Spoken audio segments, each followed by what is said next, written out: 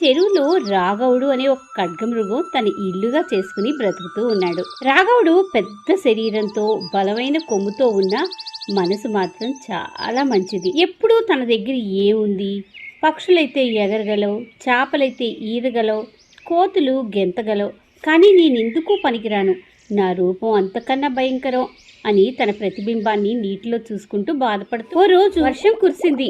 చెరువు ఉప్పొంగిపోయింది. ఈ భయంతో అటు ఇటు పరుగులు తీస్తున్నాయి. సహాయం చేయండి, సహాయం చేయండి అని అరుస్తున్నాయి. రాఘవుడు ధైర్యంగా ముందుకొచ్చాడు. తన పెద్ద వెన్నుపై ఒక్కొక్కరిని ఎక్కించుకున్నాడు. తుఫాన్ నీటిని చీల్చుకుంటూ వారిని సురక్షితమైన ప్రదేశానికి తీసుకెళ్లాడు. వెంటనే కుందేలంది, రాఘవ, నీటిలో ఈదగలిగిన శక్తి, నీటిలో నడవగలిగేది నీకే ఉంది. నీ అంత భారీ శరీరమైనా ఈ నీటిలో ఈది మమ్మల్ని ఇట్టే తీసుకొచ్చేసావు. నిజంగా నీ ప్రతిభకు మా ధన్యవాదాలు. రాఘవుడు ఎంతో ఆనందించాడు.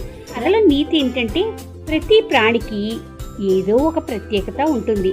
దాన్ని గుర్తించి ఉపయోగిస్తే వారికన్నా గొప్పవాళ్ళు ఎవ్వరూ